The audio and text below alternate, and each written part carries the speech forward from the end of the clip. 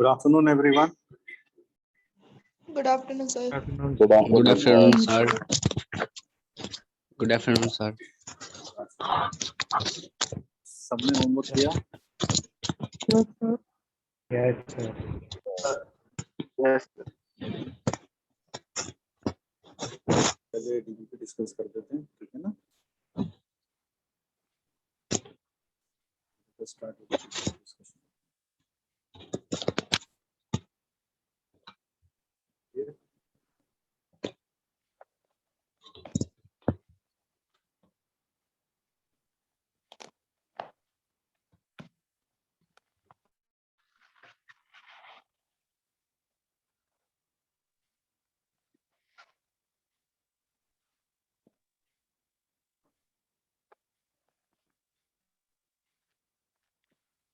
चलिए, तो आपने डीपीपी के आंसर्स मार्क किए हैं अपने, है ना?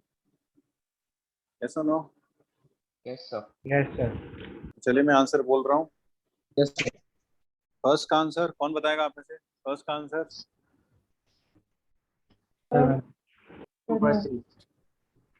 फर्स्ट का आंसर है बॉम्बे, सही है? सेकंड का आंसर मार्क करते जाएं साथ साथ, कॉपी में लिखते जाएं। वन का आंसर है बॉम्बे, सेकंड का आंसर है कलकत्ता, थर्ड का आंसर है थर्ड का आंसर किसने फाइंड किया? Yes, sir. क्या आया? Bombay. थर्ड का answer Bombay, Sir, B. Third का आंसर बॉम्बे, फोर्थ का आंसर A. आगरा, फोर्थ का आंसर आगरा, फिफ्थ का आंसर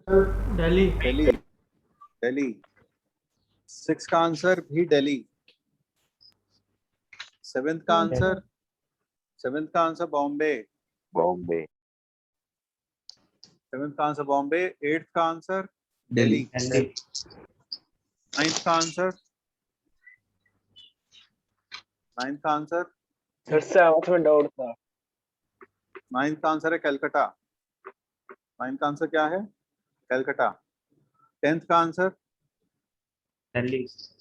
है दिल्ली, इलेवेंथ का आंसर कलकत्ता, इलेवेंथ का आंसर है कलकत्ता, ट्वेल्थ का आंसर ए पार्ट का आंसर क्या है? ट्वेल्थ मैच द कॉलम, ए का आंसर है टी, बी का आंसर पटना, बी का आंसर पटना, सी का आंसर भी पटना, और डी का आंसर क्वींसलैंड। सो क्यू, ठीक है। अब सबने मार्क कर लिया आंसर? सबने? हाँ या ना? Yes, sir. चलो, सबने आंसर मार्क कर लिए हैं, तो अब आप मुझे अपने अपने डाउट जल्दी बता दें। डी का क्या बोले सर? Sir, 9th और 11th. डी का आंसर है बेटा क्यू, डी का आंसर क्यू। नाइन्थ का आंसर बोले हैं कलकत्ता, नाइन्थ का आंसर नहीं सर, कलकत्ता। Q हुआ। 9th का आंसर कलकत्ता Q है। बता रहा हूँ, आता है उस पर भी आता हूँ। चलिए, तो लेट अस बिगिन। यस, तो हम शुरू करते हैं यहाँ आपके साथ, यहाँ छोड़ा था उसके बाद। तो लेट अस बिगिन। सबसे पहले नाइन डाउट है ना सबको? नाइन्थ में Yes, sir. चलिए नाइन देखते हैं। नाइन्थ हो गया वैसे। आप कैसा गया? 2x² upon x minus 1 plus 2x, it is minus 2x plus 7/3, और फिर plus 4 minus 6x upon x minus 1 plus 1 is equal to 0। So this is the equation. आपने जब इस इक्वेशन को सॉल्व किया होगा, है ना, तो आपके पास क्या हुआ? 1 और 4 था। हाँ, तो 2 मिनट, ये दोनों को मैंने ऐड कर लिया, डिवाइडेड बाय x माइनस 1, फिर माइनस 2x प्लस 7 अपॉन 3। सबने सॉल्व कर लिया क्या? सॉल्व तो सभी ने कर लिया होगा। Yes sir. तो x को सॉल्व करके वैल्यू आती है 1 और 4, यही आता है आंसर सबके पास? Yes sir. तो मुझे सॉल्व करने की तो जरूरत नहीं है ना, ठीक ठीक है, x की वैल्यू 1 और 4 आती है। अब आप देखो कि आप x को इसमें 1 नहीं रख सकते। क्यों नहीं रख सकते? क्योंकि अगर मैंने x को 1 रख दिया तो इस फ्रैक्शन का डिनोमिनेटर 0 हो जाएगा and division by 0 is not defined. This implies x equal to 1 is rejected. ये रिजेक्ट हो जाएगा because it makes the denominator of some terms on the left hand side as not defined. Clear हो गया? तो इसलिए Yes. यहाँ से पता चलता है x equal to 4 only is answer.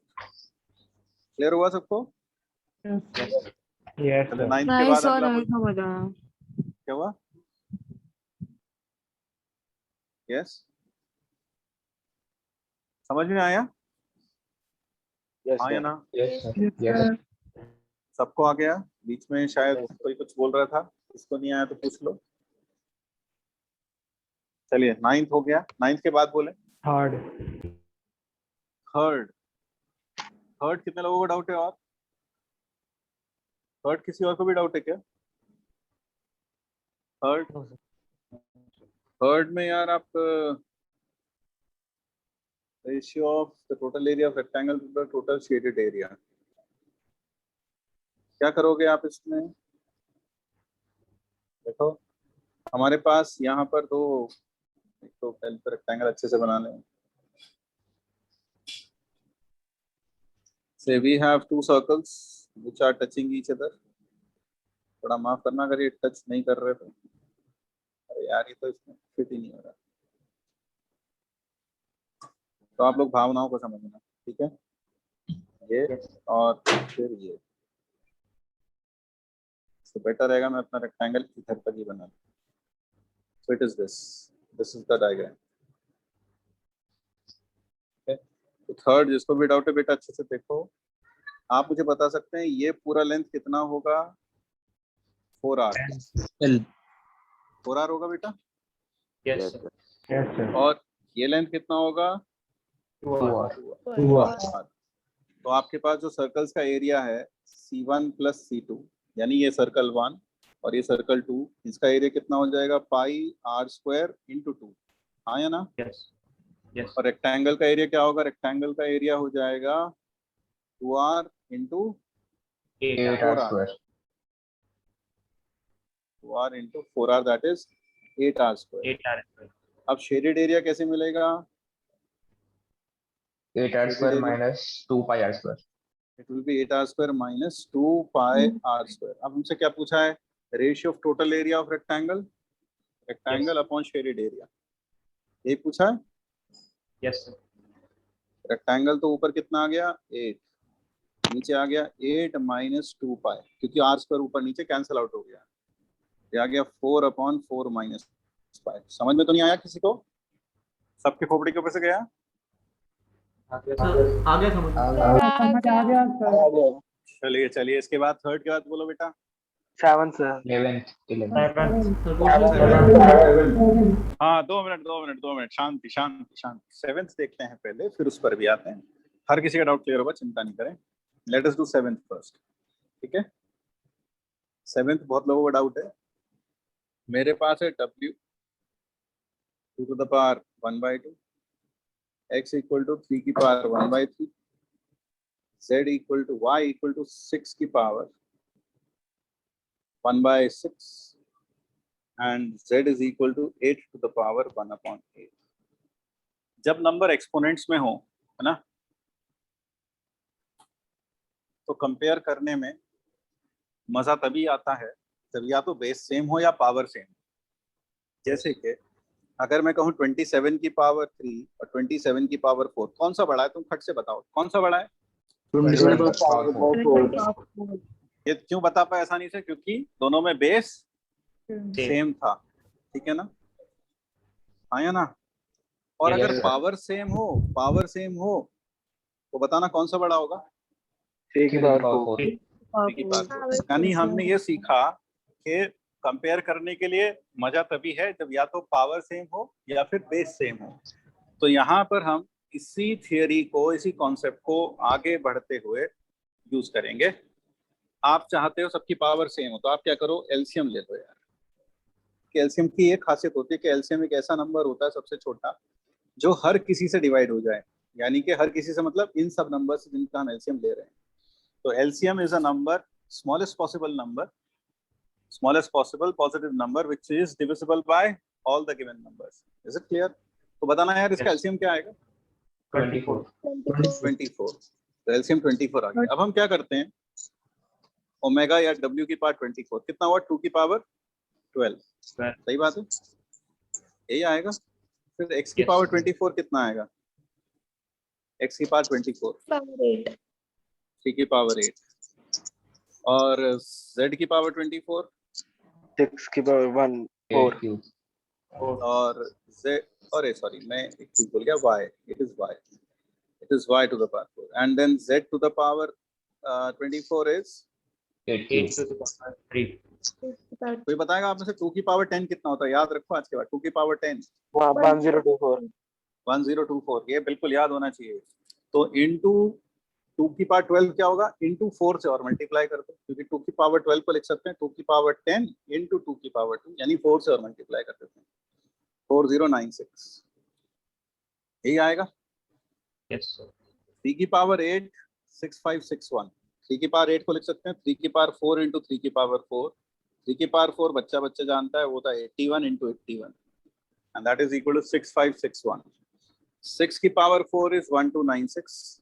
मेरे को ये शायद समझ में आ पता ये, और ये है 500. अब आप मुझे बताएं सबसे बड़ा कौन सा नंबर है? 3 की power 5, 6. 6561 is the biggest. Which is the next one? 4, Which is the next 2 one? to the power 12. W W. W. x की पावर 24. फिर W से बड़ा है, W से बड़ा, W से छोटा कौन है? जस्ट छोटा. Y की power Y. और Z की पावर 24. यस. तो इसका मतलब क्या हुआ? x is greater than W is greater than Y is greater than Z. I hope clear हो गया. Yes. yes Yes, sir. 7 के बाद बोलो बेटा. 10th one.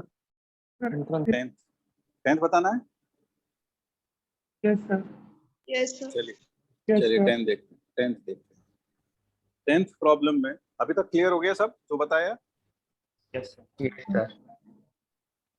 अब अगला जो प्रॉब्लम है वो ये कहता है कि एक कॉर्ड बनाई और उस कॉर्ड ने सर्कल को 2 हिस्सों में बांट दिया और एक हिस्से में हमने एक स्क्वायर बनाया और दूसरे हिस्से में भी एक स्क्वायर बनाया. एक जो स्क्वायर बनाया उसका एरिया है 16 और जो दूसरा स्क्वायर बनाया उसका एरिया है 24. सो this is one of the squares. ये स्क्वायर जैसा तो नहीं लग रहा, तो स्क्वायर बना देता हूँ मैं, कोशिश करता हूँ. से दिस इज अ स्क्वायर, ठीक है, and this is the another square which has been drawn in this area. Clear है भाई? हाँ या ना? Yes. Yes, sir. तो इस केस में जो हमारे पास ये स्क्वायर है इसका साइड हो जाएगा 4, क्योंकि आप जानते हो एरिया ऑफ स्क्वायर होता है साइड स्क्वायर. तो साइड स्क्वायर हमें दे रखा है कितना? 16. तो उसकी साइड हो जाएगी S1, that will be equal to 4. इसी तरीके से एरिया ऑफ सेकंड स्क्वायर दे रखा है 144 एंड तो इसलिए इसकी साइड क्या हो जाएगी? S2 12. 12. अब सेंटर ये रहा स्क्वायर का, है ना, सर्कल का. अब अगर मैं यहाँ से परपेंडिकुलर ड्रॉप कर दूं, ठीक है, दोनों के ऊपर, by just draw a line which is perpendicular to both of them. तो इन दिस सिनेरियो ये बात समझ में आ गई? ये सर्कल का सेंटर है. क्लियर है भाई? Yes, sir. Perpendicular from centre bisects the chord. Yes और नो? Yes, sir. अच्छा, एक Yes, चीज sir. और, ये एक स्ट्रेट लाइन आएगी कि नहीं आएगी? ये एक स्ट्रेट लाइन. हमने क्या किया? सी से परपेंडिकुलर डाला इस पर, हमने सी से परपेंडिकुलर डाला इस पर, तो ये लाइन एक स्ट्रेट लाइन होगी. This will be a straight line. Why? क्योंकि ये इसके पैरेलल है और ये इसके पैरेलल है, तो इसका मतलब ये दोनों आपस में पैरेलल है. यस और नो? Yes, sir. तो ये लाइन जो आएगी कैसी लाइन आएगी? स्ट्रेट लाइन आएगी. तो बता सकते हो स्ट्रेट लाइन क्यों आएगी? देखो, अगर मैं एक लाइन बना लूं इसके पैरेलल, ये 90, तो ये भी कितना होगा? 90. Interior angle on the same side of transversal. पढ़ा है ना? Yes, Yes, sir. sir. Supplementary होते हैं. फिर ये 90 और ये भी 90, तो ये पूरा एंगल कितना हुआ बेटा? 180. 180. So therefore this has to be a straight line. Is it okay? Is it clear? Yes, sir. ये स्ट्रेट लाइन Yes, क्यों sir. होगी? फिर से बता रहा हूँ, ये एक लाइन बनाई इसके पैरेलल, अब ये वाली लाइन इसके पैरेलल है ही पहले से, तो ये एंगल सप्लीमेंट्री होते हैं, तो इसलिए ये भी 90 डिग्री हो गया। इसी तरीके से ये 90 डिग्री है तो ये भी 90 डिग्री हो गया, इसलिए ये पूरी स्ट्रेट लाइन। क्लियर है? Yes. चलो, तो अब हम इसको यहाँ पर जोड़ देते हैं। बच्चा बता सकता है सर ये तो आर होगा, क्योंकि सेंटर से सरकमफ्रेंस की किसी पॉइंट की दूरी रेडियस के इक्वल होती है सर्कल में, and this is r. Yes और no? Yes. Yes, sir. Perpendicular from center bisects a chord, we know that. Do we know that? Yes. Yes, sir. Yes, sir. तो ये कितना होगा कोई बताएगा? ये हो जाएगा 2, सही बात। Yes, sir. और ये कितना हो जाएगा? मान लेते हैं y। तो can you give me the value of x? Can you give me the value of x? 12 minus y. It will be, the value of x will be r square minus 36, if I'm not wrong. Yes? Yes. And it is r square minus 4. Yes or no? अरे हाँ या ना? Pythagoras तो लगाया, कौन सा कुछ ऐसा Yes, कुछ कर दिया? Yes, sir. Yes. अब तो पाइथागोरस लगाया बस, और क्या किया है। अब इन दोनों को जोड़ देते हैं। जब हम इन दोनों को जोड़ते हैं तो हमें एक सुंदर सा एक्सप्रेशन मिलता है, वो है plus root of r square minus 4, r square minus 36 sir. Clear है भाई इतना? Yes. हाँ या ना? Yes, sir. अब आप में से कोई बुद्धिमान बच्चा बताएगा कि x प्लस वाई कितना होगा? कोई बताएगा ये कितना है? ये कितना है? 4. 4, क्योंकि साइड 4 है। ये कितना है? 12. 12, सही बात है, क्योंकि ये 12 है Yes. साइड ऑफ स्क्वायर, तो इसलिए ये पूरा x प्लस वाई कितना हुआ? 60. 16। हाँ या ना? Yes, sir. समझ में तो नहीं आया? समझ में तो नहीं आया? नहीं? आ गया। अब इसको या तो हम स्क्वायरिंग वेयरिंग करके सॉल्व कर लें, लेकिन मैं इसे एक अच्छे तरीके से करता हूँ सॉल्व। देखो, हम इसको मान लेते हैं a, इसको मान लेते हैं b। तो आपको क्या दिया गया बेटा? a प्लस बी कितना है? 16। अब आप मुझे बताओ कि a square minus b square कितना होगा? वो होगा r square minus 4 minus r square plus 36। कितना आया ये? 32। हाँ या ना? Yes, sir. तो हमारे पास आ गया a square minus b square equal to 32। इसको लिख सकता हूँ a minus b into a plus b equal to 32। Yes और no? Yes, sir. So what is Yes, a sir. Minus b? It is 2। क्यों? a प्लस बी कितना है? 16 है ना? 16. झोपड़ी के ऊपर से गया, झोपड़ी में लग गई आंख। समझ में आया क्या? Yes, sir. Yes, sir. तो a माइनस बी 2 हो गया। अब ये हमारे पास फर्स्ट इक्वेशन है बेटा, ये सेकंड, दोनों को जोड़ लो तो बताओ a कितना आएगा? a आ जाएगा 9। 9. और a क्या था? What was a? It is r square minus 4 का root is equal to 9। So what is r square? It is 85। r is equal to root 80। समझ में आ गया या नहीं आया? Oh, yes, sir. और दूसरा तरीका क्या होता है जो आपने भी किया होगा, आप इसमें से 16 को उधर ले आए, एक को उधर भेज दें, या फिर इसको उधर भेज दें और दोनों साइड पर क्या कर दें? स्क्वायरिंग, तब भी हो जाएगा। Is it clear? Yes, sir. Yes. Sir, 11. Yes, sir. चलिए, समझ में आया सबको? Yes, sir. 11th बताना है? Yes, sir. 11th? Yes, sir. चलो बेटा 11th देखते हैं। Let us do 11th also. 11th में तुमने कभी मैराथन रेस देखी है? मैराथन रेस सब लोगों ने? Yes, sir. देखिए. कैसी होती है मैराथन रेस? एक आदमी डंडा लेके दौड़ता है, फिर वो दूसरे को पकड़ाता है ना, एक स्टिक लेके दौड़ता है, और दूसरे को पकड़ाता है, फिर वो स्टिक जिसको पकड़ाता है वो लेकर दौड़ता है। ऐसा ही होता है ना? Yes, sir. सर वो रिले होता है. हाँ सॉरी, रिले रेस। हाँ, मैराथन दूसरा हो गया, मैं गलत हूँ। हाँ, दैट इज रिले रेस। तो रिले रेस में ऐसा ही होता है या नहीं होता है? ऐसा ही होता है. ठीक है, तो यहाँ पर जो हमारे पास गिवन एक्सप्रेशन है, मैंने इसे उल्टा करके लिख दिया।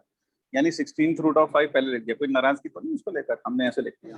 आई होप ये क्लियर हो गया होगा। ठीक है बेटा, तो देखो अब हम करते हैं रैशनलाइजेशन। रैशनलाइजेशन कैसे करेंगे, ये जो लिखा है इसका rationalising factor 16th root of 5 minus 1 से हम ऊपर नीचे मल्टीप्लाई कर दें और into 4 divided by 16th root of 5 plus 1 into 8th root of 5 plus 1 4th root of 5 plus 1 and root of 5 plus 1। Is it clear? Yes. अब जब ये मल्टीप्लाई होगा तो बताएगा कोई क्या बनेगा, ये मल्टीप्लाई होकर ये बनेगा 16th रूट ऑफ 5 का स्क्वायर माइनस 1 का स्क्वायर, ये बनेगा। Yes, sir. 8 रूट ऑफ जिसे हम लिख सकते हैं 5 की पावर 1/8 माइनस 1। ये भी समझ में आ गया सबको? Yes sir. क्योंकि आप जानते ही हो जाएगा 5 की पावर 1/16 और बाहर क्या है 2, तो 5 की पावर 1/8 हो जाएगा। क्या ये बात सबको समझ में आई? Yes, sir. Yes sir. यानी Yes, sir. अब ये हो गया 8th root of 5 minus 1, that is what it becomes. Clear है? तो यानी अभी हमारे पास क्या आ गया, ऊपर कोई बताएगा? ऊपर आ गया 4 into 16th root of 5 minus 1 divided by 8th root of 5 minus 1 into 8th root of 5 plus 1 into 4th root of 5 plus 1 into root of 5 plus 1। अब बात करते हैं रिले रेस की। अब ये डंडा इसके हाथ में आ जाएगा, ये इसके साथ कंबाइन होगा। जरा बताओगे क्या मिलेगा? 4 root of 5 minus 1। 4 root of 5 minus 1. फिर ये इसके साथ कंबाइन होगा, बोलो क्या मिलेगा? Root 5 minus 5 minus 1। और इसको करके क्या मिलेगा? 4. 4। वो प्लस 1 है, सॉरी लास्ट। ठीक है, क्लियर है? -1 डिवाइडेड बाय 4, ये कैंसल आउट हो गया, हमारे पास x आ गया। और अब हमसे पूछा है x प्लस 1 की पावर 48, तो x प्लस 1 कितना हो जाएगा? 5 की पावर 1/16, और x प्लस 1 की पावर 48 का मतलब है 5 की power 3, that is 125। Is it clear to everyone? Yes sir. किसी को भी समझना है बिना शर्माए पूछ लें, शर्माने की कोई दिक्कत नहीं, आप सामने भी नहीं हो। कोई डाउट किसी को इसमें? क्लियर हो गया सबको? Yes, sir. चलिए इसके बाद आगे बोलें, और कोई डाउट? 12th का बी और सी सर। 12th का बी और सी, ठीक है, 12th का बी और सी देखते हैं। So let us move to 12th का बी। 12th के बी में पूछा है number of zeros at the end of product of first 20 natural numbers. किसी भी नंबर के अंत में जीरो, एक जीरो बनाने के लिए किस किस की जरूरत होती है? 2 and 5। 2 and 5। जैसे मैं कहूँ एक अच्छी पेंटिंग बनाने के लिए किसकी जरूरत है? सबसे पहले अच्छे पेंटर की तो जरूरत है, लेकिन but you need a paint and a brush. Similarly if you want to make a zero you need a 2 and a 5। Yes और नो?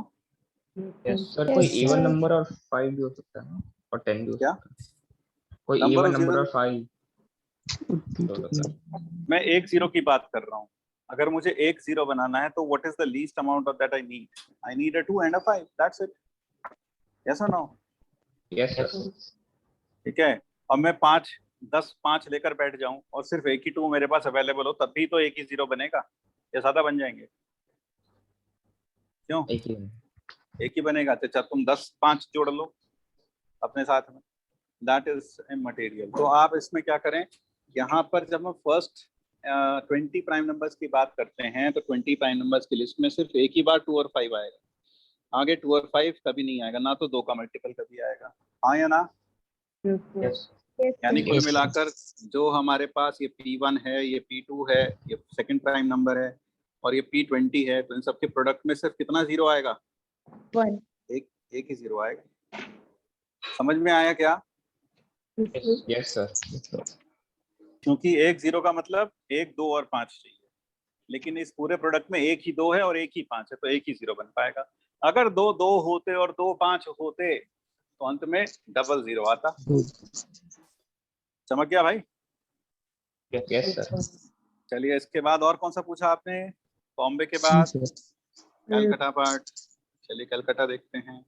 कलकत्ता पार्ट में पूछा है 2 की पावर 2x माइनस 3 की power 2y is equal to 55। x and y are integers. तो 2 की power x minus 3 की power y, 2 की पावर x प्लस 3 की पावर y, इन दोनों को मल्टीप्लाई करके 55 आ रहा है। सही बात है। 55 को लिख सकते हैं 5 इंटू 11 या फिर 1 इंटू 55। और कोई तरीका भी है क्या? और कोई तरीका है? No, sir. ठीक है, we can write it in this way. Yes और no? Yes, sir. Yes, sir. Yes, sir. अब इसमें कई लोग कह सकते हैं सर हम इसमें -5 इंटू -11 भी तो लिख सकते हैं। हाँ लिख तो सकते हैं, लेकिन बेटा ये वाला फैक्टर पॉजिटिव है हमेशा।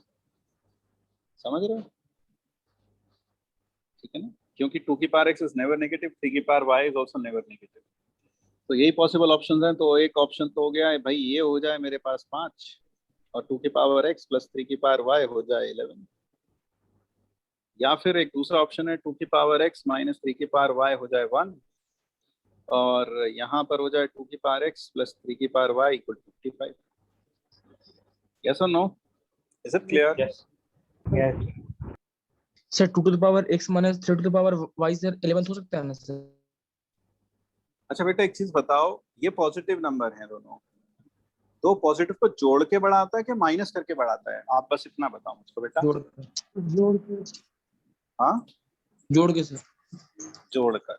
आप समझ में आया आपको मैंने क्या कर लिखा है? Yes sir. चलिए, तो 2 की power x is equal to कितना आ गया बेटा? 8। आया ना? Yes, ये sir. समझ में आया 8 कैसे आया? क्योंकि हो गया Yes, 2 sir. टाइम्स 2 की पावर x और इधर हो गया 16, तो 2 टाइम्स 2 की पावर x इक्वल टू 16, तो 2 8 जा 16, तो 2 की power x is equal to 8, x equal to 3। Clear? और x को 3 रखते ही y की वैल्यू 1 आ जाएगी। क्लियर है? और यहाँ से 2 की पावर x इक्वल टू 28 आएगा। ये पॉसिबल नहीं है क्योंकि किसी भी इंटीजर के लिए ऐसा होना संभव नहीं है। क्लियर है? Yes sir. तो सॉल्यूशन क्या आ गया? 1 and x equal to 3 and y equal to 1। और कोई doubt?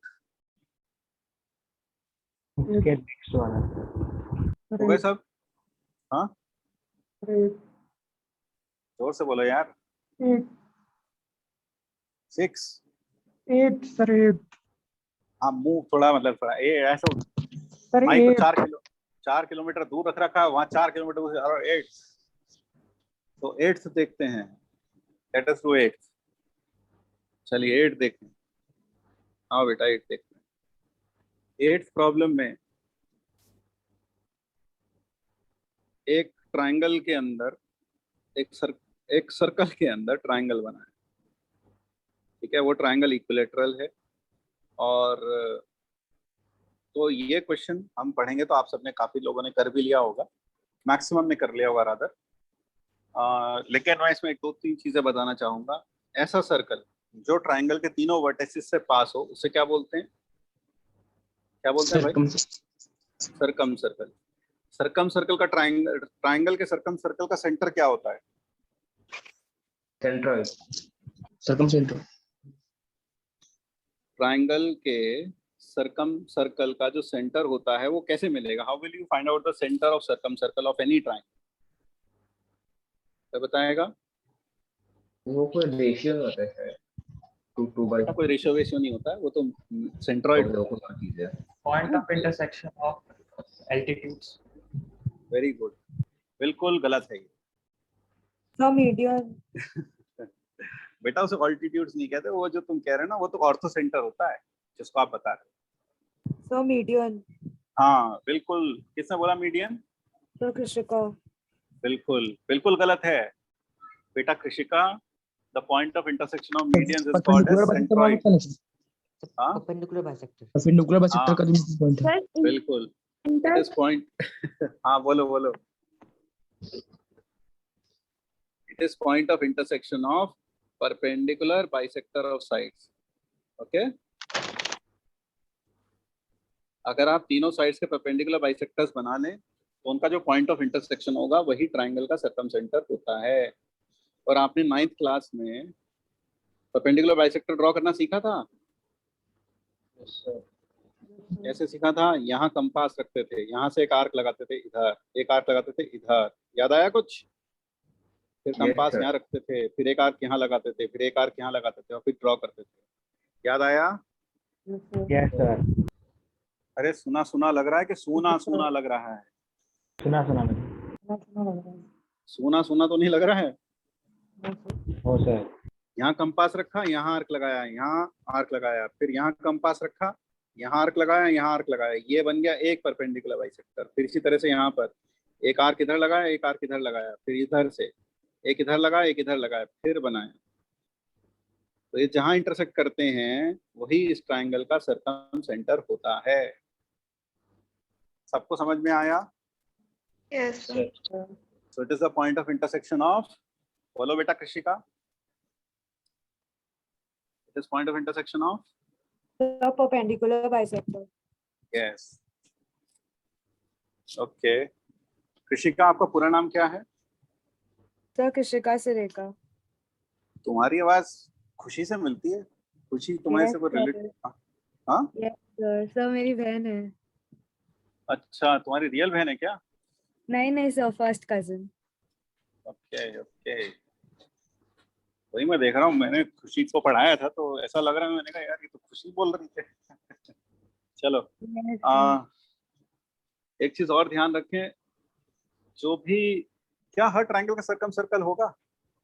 Will every triangle have a circumcircle? No, हाँ, Yes. आपको जानकर खुशी होगी कि every triangle has a circumcircle. Okay, every triangle has a circumcircle, यानी हर ट्राइंगल एक तरीके से साइक्लिक होता है। एवरी ट्राइंगल है, अरे यार सर्कम सर्कल, सर्कम सर्कल है ना। So every triangle has a circum circle, that is every triangle is cyclic. Is it clear? Yes, Yes sir. ध्यान रखें। अच्छा, हर क्वाड्रिलेटरल साइक्लिक होता है क्या? हर क्वाड्रिलेटरल साइक्लिक होता है क्या? नहीं, इतना सन्नाटा क्यों है भाई, बोलो। No, is sir. Every No. Quadrilateral cyclic? no, no. No, not every quadrilateral is cyclic, and not all quadrilaterals are cyclic. Not all quadrilaterals are cyclic. कुछ इंपॉर्टेंट बातें बता रहा हूँ। और तीसरा, राइट ट्राइंगल के बारे में कुछ ख्याल है आपको? राइट ट्राइंगल में क्या होगा? राइट ट्राइंगल का सर्कम सेंटर कहाँ होगा? हाइपोटेन्यूज का हाफ होगा। बिल्कुल सही, it will be at the mid point of the hypotenuse. वो कहाँ होगा? मिड पॉइंट ऑफ हाइपोटेन्यूज पर होगा। यानी कि अगर मैं इस ट्राइंगल का सर्कम सर्कल बनाता हूँ तो वो मिड पॉइंट ऑफ हाइपोटेन्यूज पर होगा। और ये समझना मुश्किल नहीं है, क्योंकि बचपन में हम जानते हैं every angle in a semi circle is 90 degree. तो अगर मैं इसको सेंटर लेकर और इसको रेडियस लेकर सर्कल बनाऊंगा तो डेफिनेटली वो यहीं से पास होगा, क्योंकि 90 डिग्री यहाँ। क्लियर है? So what we can say is, ये हूँ कौन बोला? नाम क्या है भाई तुम्हारा? हूँ? अरे हूँ, तुम्हारा नाम बताओ।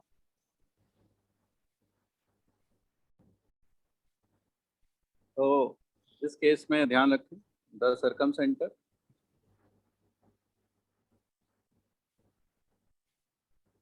in case of right angled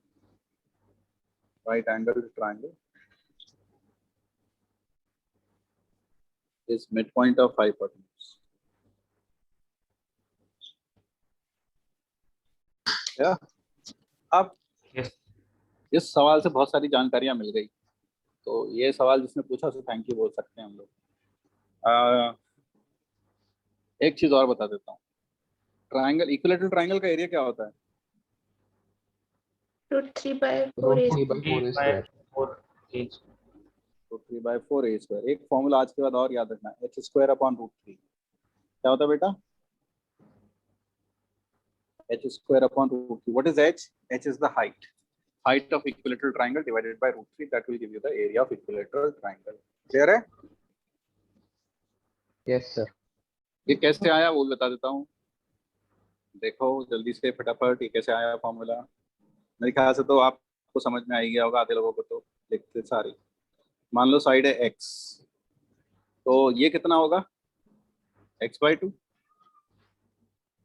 Yes, sir. Yes, sir. तो h बोलो बेटा. तो h की वैल्यू क्या आ गई? ये आ गई.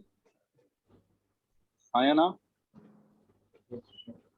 या x की वैल्यू बोल दूं? x की वैल्यू क्या आ गई? चलो x की वैल्यू बता दो. What is x? It is 2h by root 3. Yes or no? So now what is area? यही आएगा ना, देख लो एक बार अच्छे से, या कुछ और आएगा देख लो. तो एरिया क्या होता है? √3/4 इंटू एक्स स्क्वायर. तो अगर मैं वैल्यू रखता हूँ वापस यहाँ x की, तो ये हो जाएगा √3/4 into 4h square by 3. That is nothing but h square by 2. Is it clear? ये बात आपको कोऑर्डिनेट ज्योमेट्री में आगे पढ़ेंगे तो बहुत काम आएगी. ये सारे पॉइंट्स अच्छे हैं, याद रखना. ठीक है. अरे ट्रायंगल ही इसको वापस कर. Is it clear? Yes? चलिए, तो ये अभी जिसका डाउट है अब उसके डाउट पर आते हैं बेचारे के, वो काफी समय से वेट कर रहे हैं. तो ये हमने ऐसा बना दिया भाई. ठीक है, ये 90 डिग्री, इसको हम यहाँ जोड़ देते हैं. हमें क्या दे रखा है यहाँ? Area of equilateral triangle, radius 4 है. ये रेडियस 4 है. अब आपने एक थ्योरम पढ़ी होगी क्लास 10th में 9th में, कहीं ना कहीं तो पढ़ी होगी कि अगर ये एंगल थीटा है तो सेंटर पर एंगल कितना होगा? 2 थीटा. 2 थीटा. तो ये भी 60 हो जाएगा उसका हाफ, और ये भी 60 हो जाएगा, क्योंकि ये दोनों ट्रायंगल्स कैसे कॉन्ग्रुएंट हैं. ठीक है. तो अगर मैं ये x कह दूं, so what is sin 60? Is x by 4 perpendicular upon hypotenuse. और sin 60 कितना होता है? √3/2 is equal to x by 4. So what is the value of x? Is 2√3. अब आप यहाँ से एरिया निकाल लो. साइड क्या बन जाएगी? साइड हो जाएगी 4√3, क्योंकि x हमने सिर्फ इतना पार्ट माना है ये. तो what will be the side? Side will be 4√3. अब साइड 4√3 आ गई, एरिया तो निकाल दोगे. कर लोगे बेटा जिसका डाउट था? Yes, sir. ठीक है. और कोई डाउट? No, sir. हो गए सब क्लियर? सर हाँ बोलो भाई. सर इस क्वेश्चन वाले में एक मिनट एक बोलेगा पहले जिसने सवाल पूछा वो बोल रहा है. हाँ बोलो यार, तुम बोलो क्या कह रहे हो सर? जो तुम, हाँ बोलो. सर ये 5th वाले में मेरा एक बस साइन अलग आ रहा है, तो बाकी पूरा सेम आ रहा है. मुझसे दोबारा चेक करो. पता क्या करना, आपने जहां भी किया उसे काट कर फिर दोबारा करना है नए पेज पर दोबारा से. उसी में गलती मत ढूंढना, देखना पक्का आ जाए. ये फॉर्मूला ट्राई करो जो मैंने बताया, उसे काट कर बिल्कुल नए सिरे से करना, आ जाएगा. ठीक है. ओके. हाँ भाई, अब सर? दूसरा. हाँ बोलो. सर जैसे आपने परपेंडिकुलर बनाया हाँ है तो सेंटर उस पे लाई करेगा. ये केवल इक्विलेटरल ट्रायंगल के लिए ट्रू है ना? हाँ, ये इक्विलेटरल ट्रायंगल के लिए ट्रू है, और किसी के लिए सर ट्रू नहीं. स्केलिन होता तो नहीं होता ना? नहीं, स्केलिन के लिए नहीं होता बेटा. आइसोसेलेस में भी हो जाता अगर वो बात की बात है, खैर छोड़ दो. लेकिन हाँ, ये इक्विलेटरल ट्रायंगल के लिए ट्रू है, इसलिए ये जो स्ट्रेट लाइन बनी वो सेंटर से पास हुआ है. ठीक है बेटा, क्लियर है? और कोई डाउट किसी को? सर हाँ जी. सर इस क्वेश्चन को सर हम इस तरह नहीं कर सकते हैं, area of circle minus area of all 3 segments. Area of circle minus all 3 segments, हाँ कर सकते हैं, लेकिन ऑल 3 माइनर सेगमेंट्स बोलो, है ना? Yes sir, yes sir, yes. बल्कि मैं क्या कहूंगा, area of circle minus area of minor segment into 3. मतलब सेगमेंट के एरिया को निकाल के माइनर सेगमेंट के एरिया को निकाल के 3 से मल्टीप्लाई कर देना, और ट्रायंगल के एरिया में से माइनस कर देना, आ जाएगा. और सॉरी, सर्कल के एरिया में से माइनस कर देना. क्लियर है? Yes sir. और कोई डाउट? और कोई मन में क्रांतिकारी विचार हो तो पूछ लो। यस, इट्स ओके, चलें आगे। सर हाँ भाई बोलो। 12th का डी वाला बता देना। 12th का डी, 12th के डी में क्या करोगे यार, उसे एक्स लिख लो दोनों साइड पर। 12th का डी सबने कर लिया क्या? Yes sir. 12th का डी कितने लोगों से नहीं हुआ लगभग? आप चैट बॉक्स में मुझे बता दें कि सर हमसे नहीं हुआ 12th का डी। नो सर लिख दें चैट बॉक्स में तो देख पता चल जाएगा, पोल हो जाएगा कितने लोगों से नहीं हुआ। जल्दी जल्दी लिखते हैं फटाफट फटाफट। जिनसे नहीं हुआ नो सर लिख दें चैट बॉक्स में।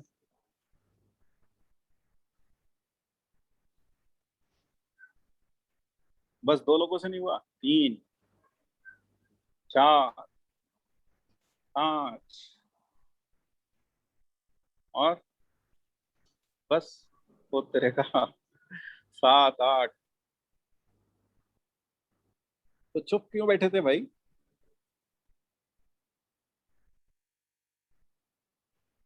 चुप क्यों बैठे थे आप लोग? पूछ लेना चाहिए था अगर आपसे नहीं हुआ तो, ठीक है। बट ये भी बता देते हैं और फिर आगे बढ़ते हैं। वी हैव 7 प्लस 12 का d part, we have 7 plus. इसमें मैं असल में बता भी ऐसा नहीं है कि जो भी आप पूछेंगे हर सवाल में बताऊंगा ही बताऊंगा, ये जरूरी भी नहीं है।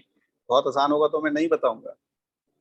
तो ये डेफिनेटली इस बात को आप अपने से बिल्कुल बांध के रख लें कि हर सवाल तो नहीं बताऊंगा, लेकिन कोई सवाल अगर अच्छा है इसमें हम कुछ बता सकते हैं तो डेफिनेटली आई विल टेल, कुछ नया बता सकते हैं। तो आपने इसमें क्या किया, सबने से एक्स रखा, हम क्या कर रहे हैं इसमें क्यूबिंग कर लेते हैं। यस, हाँ या ना? यस अब आप मुझे बताएं ए प्लस बी का होल क्यूब कौन बताएगा भाई?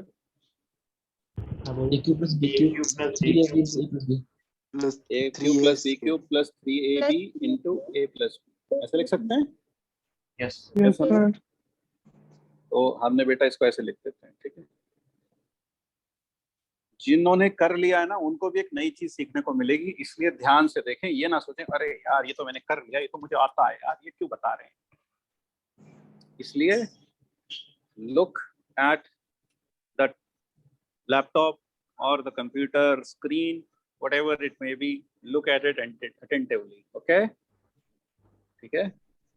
तो ये क्या होगा, ए क्यूब करेंगे तो इसका क्यूब हो जाएगा, इसका क्यूब हो जाएगा तो क्यूब रूट हट जाएगा, क्यूब रूट हट जाएगा तो आएगा 5√2 प्लस 7 माइनस 5√2 प्लस 3 टाइम्स इन दोनों का प्रोडक्ट, इन दोनों का प्रोडक्ट होगा a square minus b square. B square मतलब ये, ए का स्क्वायर कितना हुआ 49, 5√2 का स्क्वायर कोई बच्चा बताएगा? बोलो बच्चा हो। t इट विल बी 50 बिल्कुल। और इनटू ए प्लस बी मतलब हम इसको ए कह रहे हैं और इसको बी कह रहे हैं, इनटू ए प्लस बी का मतलब वापस एक्स आ जाएगा, हाँ या ना? yes sir तो आपके पास हो गया x cube is equal to 14 plus 3 minus 1 का cube root into x. What is minus 1 का cube root? minus minus 1, so it is plus 3x minus 14। ठीक है, ये क्लियर हुआ? yes अब इसमें अगर आप x को 2 रखो at x equal to 2, ये कितना हो जाएगा? इसको मैं px कह देता हूँ, ये जो लिखा है ये इसको px कह देते हैं, इसको px कह देते हैं। अगर मैं p of 2 पूछूं आपसे, p of 2 का मतलब क्या, x की जगह 2 रख दो, ये हुआ 6 माइनस 14, 0 आ गया। इसका मतलब क्या हुआ, x माइनस 2 इसका क्या लगता है? मौसा के फूफा के फैक्टर, फैक्टर, तो x minus 2 is the factor. अब यहाँ पर जिन लोगों ने कर लिया उन्होंने इसे x माइनस 2 से डिवाइड किया होगा, हाँ या ना? yes sir अब सबने ये किया? Yes sir. तो देखो बेटा एक जादू दिखाता हूँ तुमको। x माइनस 2 कितनी बार लिख लो? कितनी बार लिखा है? अरे कितनी बार लिखा है? 3 बार 3 बार 3 बार। पावर कितनी थी हाईएस्ट? 3 तो कितनी बार लिख लिया? 3 3 बार। अब मुझे बताओ, मुझे अगर एक्स क्यूब चाहिए तो यहाँ क्या लगाना पड़ेगा? एक्स स्क्वायर, तभी तो एक्स क्यूब आएगा। Yes, अब sir. क्या आया? एक्स क्यूब से मल्टीप्लाई कर -2x², ये आएगा -2x²। हाँ या ना? क्या 2x² चाहिए? x² वाली टर्म चाहिए क्या तुमको? नहीं नहीं No. चाहिए, तो वो हटानी है, तो +2x लगा दूं ताकि 2x² कट जाए, क्योंकि ये माइनस का 2x² आएगा। अब ये कितना आएगा? माइनस का 4x। कितना आएगा? माइनस का 4x। लेकिन तुम्हें चाहिए कितना? प्लस का 3x, प्लस का 3x, और ये आया माइनस का 4x। तो क्या जोड़ना पड़ेगा? 7 जोड़ना पड़ेगा। खत्म हो गया डिवाइड। खोपड़ी के ऊपर से गया, खत्म भी हो गया, खोपड़ी के ऊपर से भी गया, झोपड़ी में आग लग गई सब लोगों की। हाँ या ना?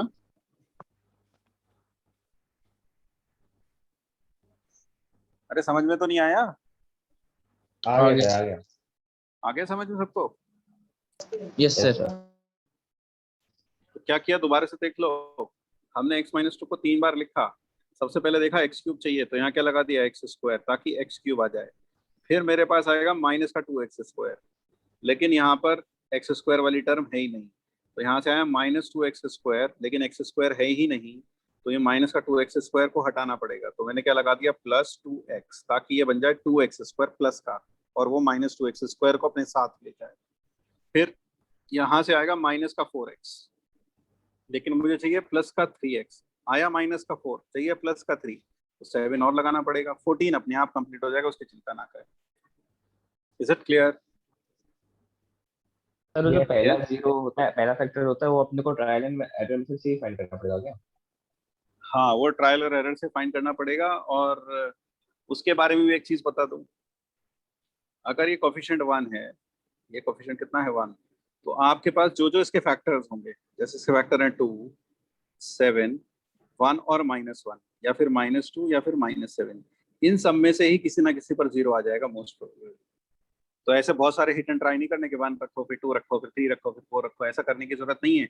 जो भी इसके फैक्टर्स होंगे मोस्ट प्रोबेबली उनमें से ही किसी ना किसी पर आपका काम बन जाएगा। क्लियर है? Yes sir.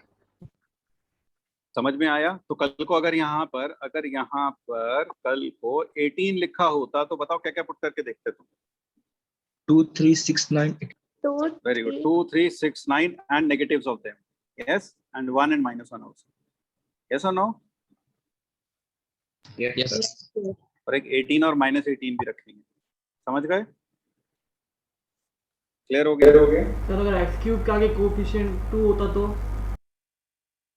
हाँ, ये बात तो तुमने अच्छी पूछी। अगर एक्स क्यूब का कोफिशिएंट 2 होता तो, असल में तुम सब चीजें आगे की पूछ रहे हो। अगर 2 होता तो उसका भी इलाज है। उसमें क्या कर, उसके लिए मैं बताऊंगा, अभी फैक्टर रिमाइंडर थ्योरम पढ़ेंगे तो बताऊंगा। I will tell you everything. ठीक है बेटा? ठीक, क्योंकि अगर मैं अभी बात करने लग गया तो फिर बहुत लंबी चर्चा जाएगी। क्लियर है? Yes sir. ठीक है, अभी पढ़ेंगे हम, उस पर भी आएंगे। सर तो जितनी हमारे, पावर है उतना ही लिखना है हम लोग को ये। हाँ बेटा, जितना पावर है उतनी बार लिखो बस। 4 पावर है 4 बार लिखो, 5 पावर है 5 बार लिखो, 6 पावर है 6 बार लिखो। क्लियर है? Yes sir. अच्छा, अब हमारे पास px कितना हो गया? ये एक तरीके से सिंथेटिक डिवीजन है, इसको क्या बोलते हैं हम? Synthetic division. +7 is equal to 0, ये px हो गया फ्रॉम 1। तो x की वैल्यू 2 आ गई, या फिर x² + 2x + 7 इक्वल टू 0। बच्चा जानता है इसका d लेस देन 0 है, इसलिए इसके कोई रियल रूट्स नहीं होंगे, इसलिए x की वैल्यू 2 हो गई। क्लियर हो गया भाई जिसका डाउट था? Is it clear? yes, sir. अब बढ़ें आगे। Yes sir. Yes sir. देख लो, अभी कोई क्रांतिकारी विचार मन में रह गया हो तो पूछ लो। हाँ, आज क्या पढ़ाओगे? क्या कह रहे हैं आप? आज क्या पढ़ाओगे? आपका नाम बताओ पहले तो, अनुज। अभी देख लेना क्या पढ़ाएंगे। ठीक है। तो लेट अस मूव अहेड। पूरा नाम क्या है अनुज आपका बेटा? अनुज गोयल। हाँ, तो मिस्टर गोयल, अभी you'll see what we are going to teach, okay? ठीक है, तो पिछले टर्न पर हमने जो पढ़ा था वो था about rational number system. We have essentially covered the number system. Yes? Yes. Yes or no? तो आज मैं आपको Yes. थोड़ा सा ये बता देता हूँ।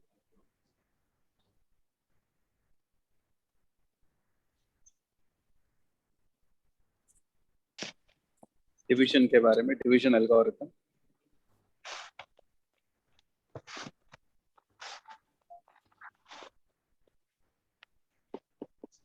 सो डिवीजन एल्गोरिथम के बारे में बताता हूँ, ध्यान रखें क्या है division algorithm. If a and b are two integers, कोई भी दो इंटीजर्स हैं, ठीक है, b नॉट इक्वल टू 0, जहां b 0 नहीं। इंटीजर्स क्या है हम अच्छे से जानते हैं, positive negative zone. Then there exists unique integers. कुछ नहीं, जरा थोड़ा सा डिस्कम्फर्ट आएगा। Integers are q and r,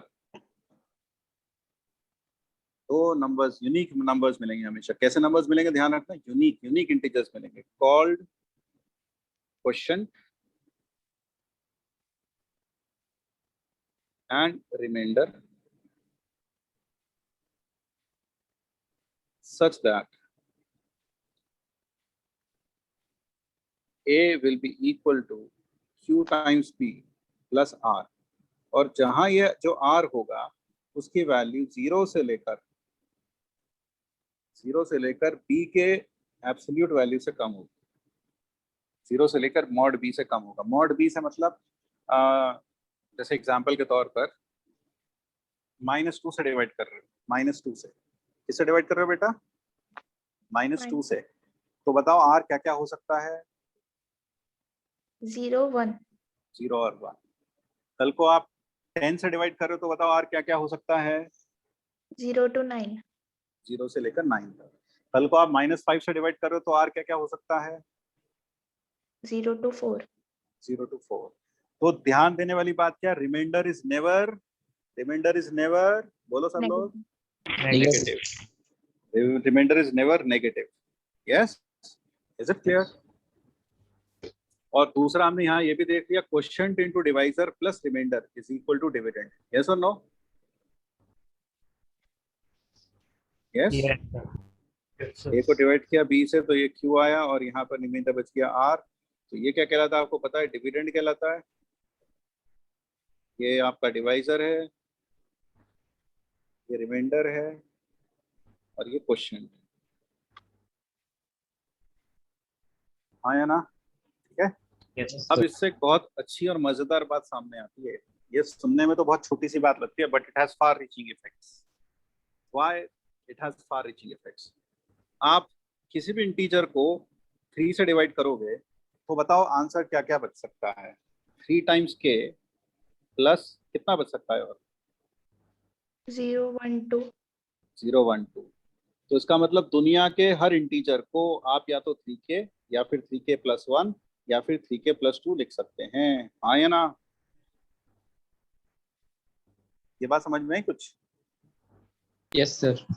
आपने कोई भी इंटीजर लिया, कोई भी इंटीजर उठाया a, आपने उसे 3 से डिवाइड किया, 3 से डिवाइड किया तो आपके पास कुछ क्वोशिएंट आएगा। मान लो क्वोशिएंट तो आ गया k, क्वोशिएंट k आ गया। अब 3 बातें हो सकती हैं। रिमाइंडर या तो क्या बचेगा बोलो? 0 या फिर 1 या फिर 2। यानी कुल मिलाकर जो भी इंटीजर लोगे उसको 3 से डिवाइड करोगे, या तो रिमाइंडर 0 बचेगा, या 1 बचेगा, या 2 बचेगा। इसका मतलब हर इंटीजर को हम कैसे लिख सकते हैं? 3k या फिर 3k प्लस 1 या फिर 3k + 2 खोपड़ी के ऊपर से गया। नो सर, समझ आया। No, अब जैसे मान लीजिए मैं कहूँ 13 बताना कौन सी श्रेणी कौन से सिस्टम में आएगा तीनों में से। Where will 13 be among these three? 3k + 1 13 3k plus + 1 3k + 1. 3k + 1 it will fall into this category, yes or no? Where will Yes. 50 fall? Where will 50 fall? 3k plus 2. 3k + 2. 3k + 2. 3k + 2 में आएगा। सही बात है। Yes. अच्छा, अगर मैं आपसे पूछूं कि 21 कहाँ आएगा? 3k.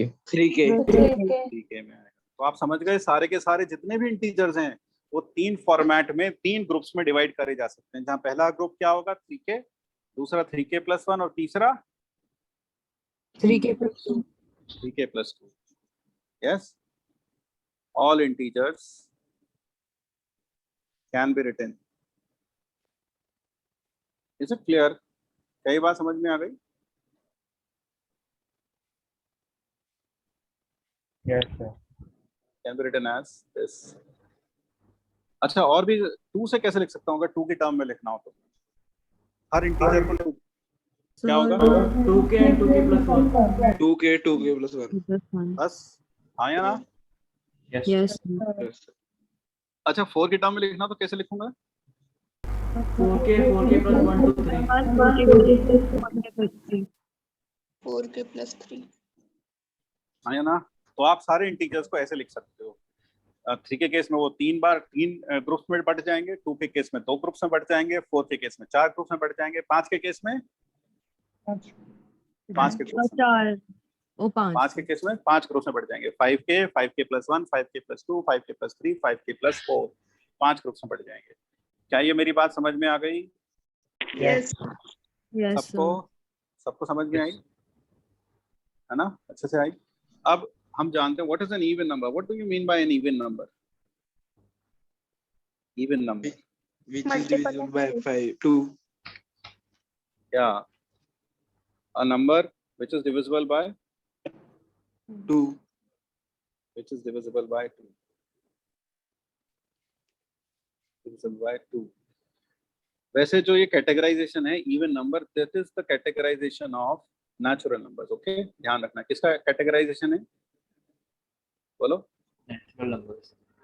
नेचुरल नंबर्स का। It is the categorisation of natural numbers. आपने बचपन में पढ़ा होगा इवन नंबर की डेफिनेशन कब पढ़ी थी बताओ? बहुत छोटे में पढ़ी थी, ठीक है ना? तो इवन नंबर्स जो होते हैं वो नेचुरल नंबर होते हैं जो कि 2 से डिविजिबल होते हैं, ठीक है, डिविजिबल बाय 2। अब आप कहो सर -2 इवन नहीं है क्या? बिल्कुल -2 इवन है, but that is an even integer. क्या है बेटा वो? Even integer. Is it clear? हाँ, बोलो बोलो बोलो सर बेटा। 0 0 भी इवन इंटीजर है, क्यों? 2 से डिविजिबल है वो, हाँ या ना? yes sir Yes, sir. तो डिविजिबल बाय 2। जितने भी इवन नंबर्स हैं, इवन इंटीजर्स कैसे लिख सकता हूँ? इवन इंटीजर्स बोलो कैसे लिख सकता हूँ इवन इंटीजर्स को? 2n की फॉर्म में लिख सकता हूँ, जहाँ n कोई भी इंटीजर है। क्लियर बात है, हाँ या ना? हाँ। देखो, n को 1 रखोगे 2 आएगा, 2 रखोगे 4 आएगा, 3 रखोगे 6 आएगा, -1 रखोगे -2 आएगा, -2 रखोगे -4 आएगा, 0 रखोगे 0 आएगा, -3 रखोगे -6 आएगा। सारे इवन इंटीजर आ गए कि नहीं आ गए? yes sir और इवन नेचुरल नंबर कैसे लिखेंगे?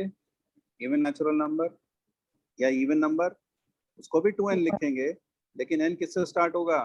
1 से, हाँ या ना? Yes, sir. Yes, sir. समझ में आया? yes sir Yes. बाकी किसी को कोई बात समझ नहीं हो तो चुप मत बैठो, पूछ लो। बिल्कुल शर्माने की आपको जरूरत नहीं है, यू कैन ऑलवेज आस्क, है ना बेटा?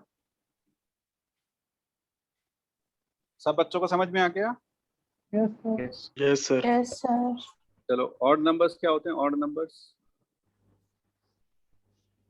Yes, Which is what are odd not numbers? 4 divisible by + -1 बिल्कुल, not divisible by 2। So even odd integers को कैसे लिख सकते हैं? ऑड इंटीजर्स को 2 1 + 1. 2n plus और 1. Integers can be written as 2n plus 1 या फिर 2n माइनस 1, कुछ भी लिख सकते हैं जैसी आपकी इच्छा करे, और n एक इंटीजर है, ठीक है। और इवन ऑड नेचुरल नंबर्स को कैसे लिखेंगे? ऑड नंबर्स को, तो नेचुरल नंबर का कैटेगराइजेशन है, इसे कैसे लिखेंगे? वो से आप लिख देंगे 2n, बोलो क्या लिखूं, 2n प्लस 1 या फिर 2n माइनस 1, दोनों ही लिख सकते हैं। लेकिन इस केस में n कहाँ से कहाँ तक होगा?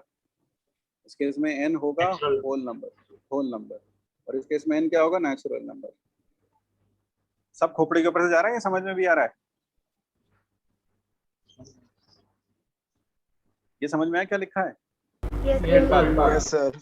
क्योंकि ये बेटा यहाँ सबसे पहला ऑड नंबर होगा 1 होगा, तो वो कैसे आएगा? n को 0 रखकर। यहाँ पर 1 कैसे आएगा? n को 1 रखकर। तो यहाँ n स्टार्ट होगा नेचुरल नंबर से, यहाँ स्टार्ट होगा होल नंबर से। क्लियर हो गया? Yes, sir. सबको समझ में आया? Yes, sir. Yes, sir. चलो अब मुझे बता दो जल्दी जल्दी, इवन प्लस इवन क्या होता है? Even. Even. Even plus minus odd क्या होता है? और Odd. Odd. ध्यान रखना, O इक्वल टू ऑड है यहाँ पर, E इक्वल टू इवन है। अच्छा, इसके बाद even odd plus minus odd क्या होगा? Even. Even. इवन ध्यान रखें। तो अच्छा, एक चीज और बता दें, इवन इंटू ऑड क्या होगा? Even. Even Even. और इवन इंटू इवन क्या होगा? Even. Even. Even. Even. और ऑड इंटू ऑड क्या होगा? Odd. Odd.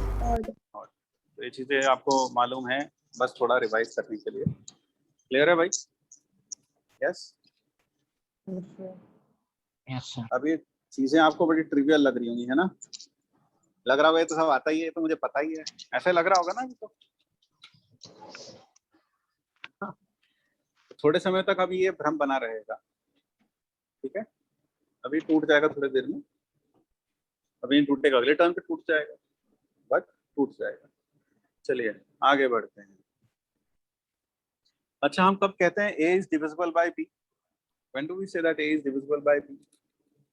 Then R is 0. Remainder 0. Remainder is 0. Reminder 0, या फिर हम b को लिख पाए कि b is equal to a times some number. Yes? Yes, sir. तो एक चीज याद रखना छोटा सा, an integer b is said to be divisible by an integer a not equal to 0. और पता है इसे कैसे, इन सिंबल पता कैसे लिखते हैं मैथ्स में? a divisible by b divisible by a, ऐसे लिखते हैं a b। ये जो बीच में डंडा बिल्कुल सीधा आएगा, इसका मतलब क्या है? a divides b। इस सिंबल का मतलब क्या है, समझ में आ रहा है? जैसे कि अगर मैं कहूँ 2 डिवाइड्स 8, ये मैंने बोला 2 डिवाइड्स 8, मैथमेटिकली उसे कैसे रिप्रेजेंट करेंगे? 2 डंडा 8। क्लियर है? हाँ या ना? Yes, sir. ठीक है। So in symbol a divides b, if कब, इफ देयर एग्जिस्ट, अगर हमें एक ऐसा इंटीजर मिल जाए, there exist integer c such that b equal to क्या हो जाए? a times c। यानी कि हम b को a से डिविजिबल तब कहेंगे, जो आपने कहा वो भी बिल्कुल सही था, क्योंकि रिमाइंडर 0 होगा तो b बराबर a टाइम्स क्वोशिएंट हो जाएगा। सही बात है? हाँ या ना? Yes, sir. Yes sir. तो b इक्वल टू ए सी हो, ठीक है। अच्छा, अगर b a को डिवाइड नहीं करता तो कैसे लिखते हैं पता है? If a does not divide b, तो उसे कैसे लिखते हैं? उसे लिखते हैं इज रिटन एज, ध्यान रखना ये भी, इज रिटन एज a ये डज नॉट डिवाइड, ऐसे लिख सकते हैं। क्लियर है? यस और नो? Yes, sir. सबको समझ में आया ये?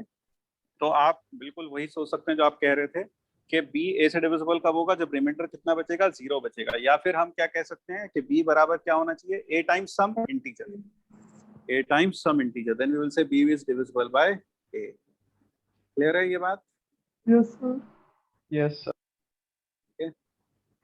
अच्छा, और इसको कैसे बोल सकते हैं, b is a multiple of a, ऐसे भी बोल सकते हैं, b is a multiple of a, we can also say that, or we can say it as a is a factor of b, ठीक है ना, a is a factor of b, a b का क्या है, factor है, या फिर b a से डिविजिबल है, या फिर b a का मल्टीपल है।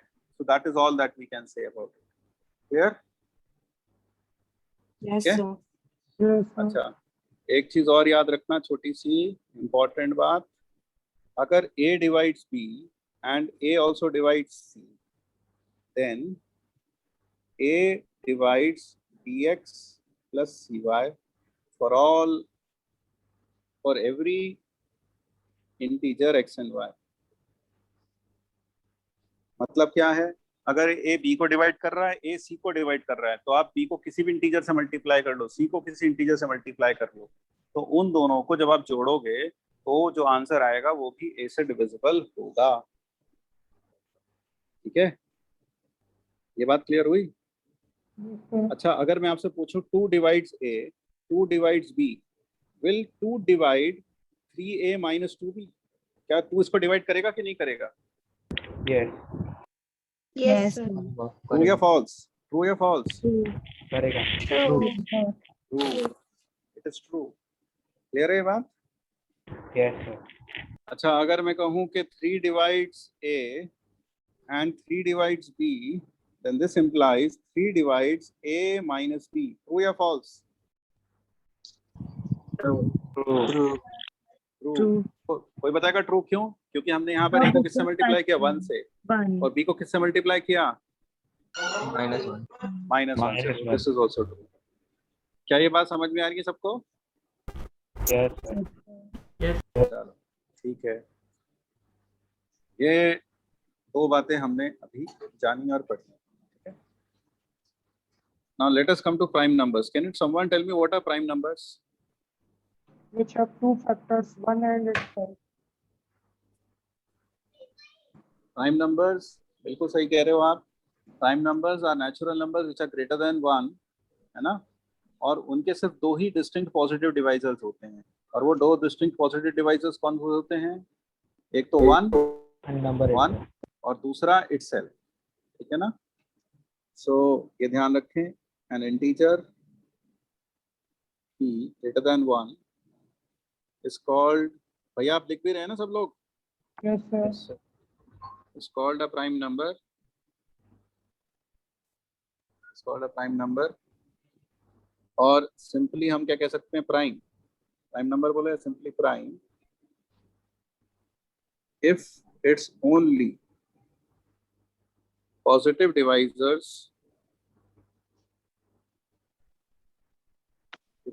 are 1 and p, 1 and सिर्फ 2 ही पॉजिटिव डिवाइजर।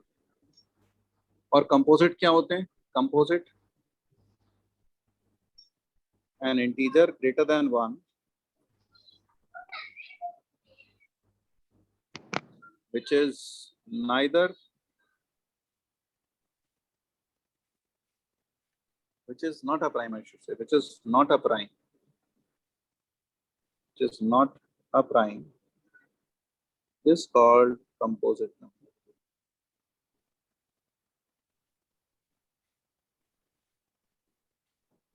तो दूसरी डेफिनेशन है कंपोजिट नंबर। ठीक है, कंपोजिट नंबर्स। तो प्राइम नंबर समझ में आया क्या होता है, कंपोजिट नंबर क्या है? जो प्राइम नहीं है वो सब नंबर्स क्या कहलाएंगे? कंपोजिट नंबर्स कहलाएंगे। अच्छा, 1 बताओ, 1 प्राइम है कि कंपोजिट है? Sir, neither prime nor composite. Neither prime nor composite. बिल्कुल, 1 इज नीदर प्राइम, क्योंकि 1 के 2 डिस्टिंक्ट पॉजिटिव फैक्टर्स हैं ही नहीं, ठीक है ना, उसके 2 डिस्टिंक्ट पॉजिटिव डिवाइजर्स हैं ही नहीं। और वो कौन कौन होने चाहिए, एक तो 1 और एक एक्सेल, तो यहाँ तो सिर्फ 1 ही है, it's only positive divisors are 1 and 3, clear है। तो 1 is neither prime nor composite, neither prime nor composite, ना तो ये प्राइम है ना कंपोजिट। सबसे छोटा प्राइम बताएगा कोई? 2। बिल्कुल, 2 is smallest prime, 2 is smallest prime. अच्छा, दुनिया में कोई कितने इवन प्राइम्स हैं? Sir, only one. हाँ, 2 is the only even prime, 2 is the only even prime। 2 ही है एक नंबर जो कि इवन है और प्राइम भी है, 2 is the only prime, 2 ही एक इवन प्राइम है। अच्छा, सबसे छोटा कॉम्पोजिट नंबर कौन सा है? 4। 4। Smallest composite number is 4।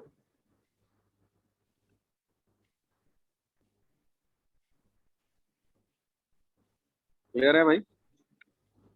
Yes. ये सब बातें समझ में आई आप लोगों को? सर प्राइम नंबर तो सर नेगेटिव नहीं हो सकता है। ना, नेगेटिव नहीं हो सकता, ठीक है। यानी prime number is again only categorisation of natural, उसको हम एक्सटेंड भी नहीं कर सकते इंटीजर्स। क्लियर है भाई? Yes. और मन में कोई और जिज्ञासा हो तो पूछ लो।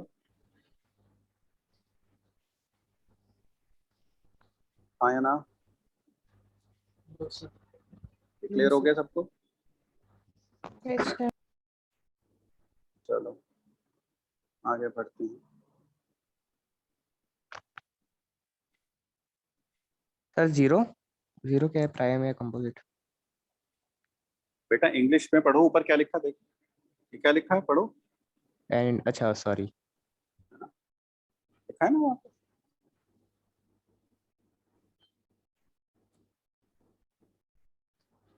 अच्छा, ट्विन प्राइम पे बताएगा, ट्विन प्राइम क्या होता है?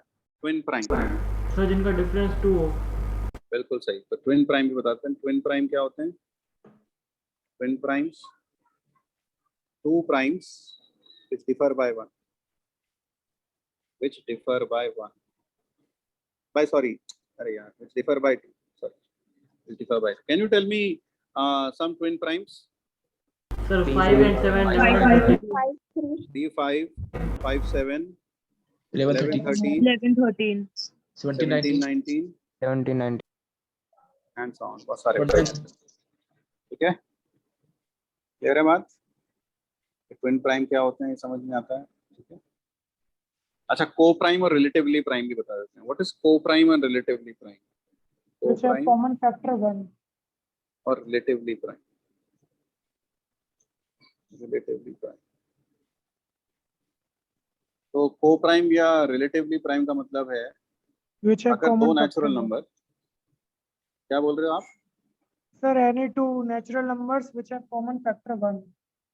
Yeah, any two natural numbers which have a common factor 1, highest common factor is 1. Yes, Yes, sir. two natural numbers with HCF 1, क्या उनके लिए उनको प्राइम होना जरूरी है? No, sir. नहीं, प्राइम होना जरूरी नहीं है। जैसे एग्जांपल के तौर पर 5 and 6 आर को प्राइम, ये दोनों में से कोई भी प्राइम नहीं है, ध्यान रखना। सर तो है फिर ना? 1 2 भी है। हाँ, 1 2 भी को प्राइम है, क्यों नहीं है? 1 and 2 आर ऑल्सो को प्राइम, ठीक है। क्लियर हो गया? सब लोगों को समझ में आएगी बात? Is it clear to everyone Yes, sir. or not? Yes. चलो, तो अब एक क्वेश्चन करते हैं जो आप करके बताओगे।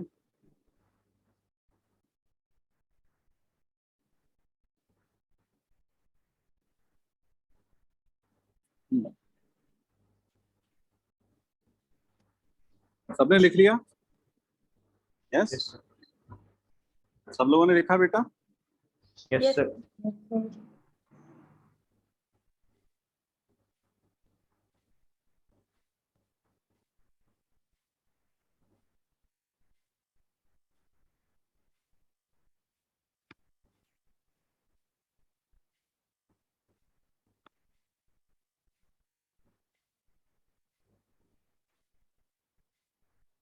चलो एक question, let us do a problem.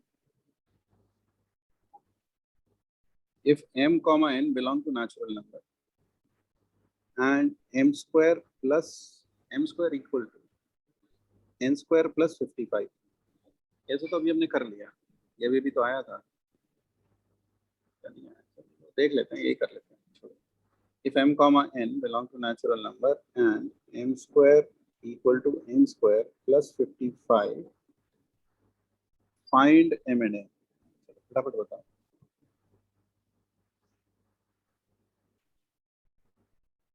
m और n दोनों नेचुरल नंबर हैं.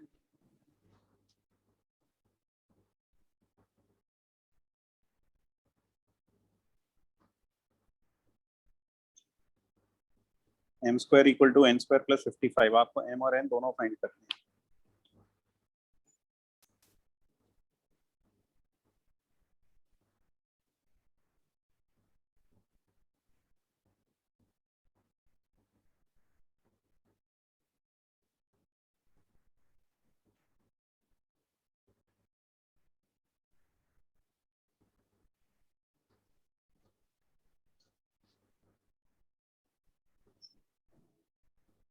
Sir, 8 and 3. हाँ बेटा, सर 8 या 20 8 and 3. बस यही आया. सर एक M28 हो सकता है सर और N27 हो सकता है. बिल्कुल. Sir, 8 and 3. पूरा आंसर बोलो ना यार. Sir, M is 8 and N is 3. This is not the only answer. There is another answer also. तो आपका sir answer M equal to 8 or 28 and N equal to 3 or 27. Yes, this is the correct answer. Complete answers.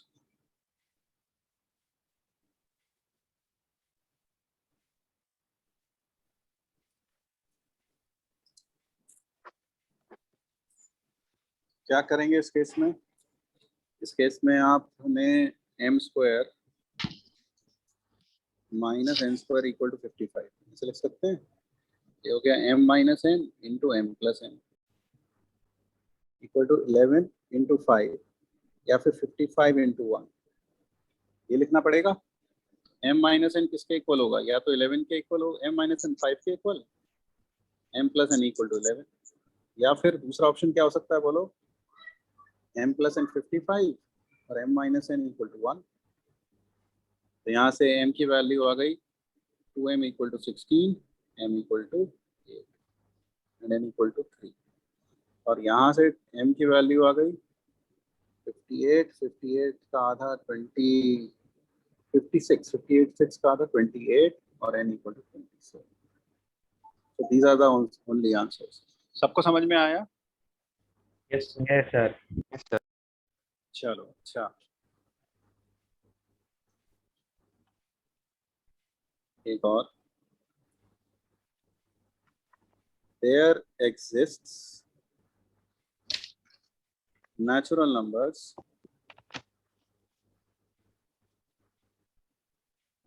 m and n such that there exist natural numbers m and n such that m square equal to n square plus 2002. True or false? क्या कह रहे हैं statement में कि भाई ऐसे natural number मिलेंगे जिनके लिए m square equal to n square plus 2002 आएगा. ऐसे नेचुरल नंबर्स होंगे. You have to answer whether this statement is true या false. जैसे अगर मैं ऊपर लिखूं there exists natural number m and n such that m square equal to n square plus 55. True या false? बताना ऊपर वाला स्टेटमेंट true या false होगा इस केस में? True हो जाएगा. True. It will be true. तो इसी तरह से यहाँ पूछ रहे हैं कि ट्रू होगा कि फॉल्स होगा. फॉल्स होगा सर. हाँ फॉल्स होगा. फॉल्स होगा. कैसे चेक कर लिया तुमने? Sir m plus n into m minus n equal to sir 1001 into 2 होगा सर. लेकिन हाँ. m प्लस n का वैल्यू 1001 है और m माइनस n का वैल्यू 2 है सर. दोनों को ऐड करेंगे सर तो एक m plus 2m equal to odd आ रहा है सर. फिर m सर नेचुरल नंबर नहीं हो पाएगा सर. m नेचुरल नंबर नहीं हो पाएगा. तो 999 अपॉन 2 आंसर आ रहा है m का, तो वो बेटा अभी नेचुरल आप नहीं है इतनी ना. जल्दी से आपने 2 मिनट जस्ट हैंग ऑन बेटा, जो पहले सबसे पहले वाले बंदे का जवाब दीजिए। 1001 जो आपने लिखा बेटा, 1001 तो 13 से डिविजिबल है, सर करके 11 देखो। 11 से 11 से भी डिविजिबल है, तो ये तो बहुत सारे केस चेक करने थे तुमको। इतनी जल्दी कैसे जवाब दे दिया तुमने? सिर्फ एक छोटा सा बस 1 और 1001 लिखा और बोला नहीं हो सकता। That is wrong.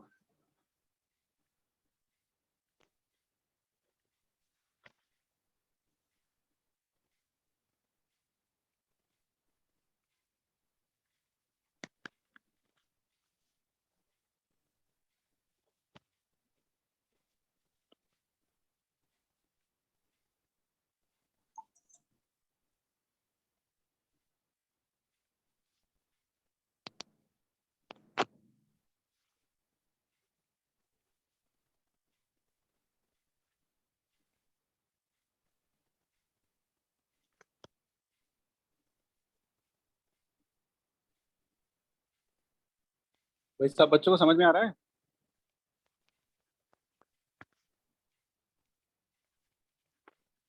Yes or no?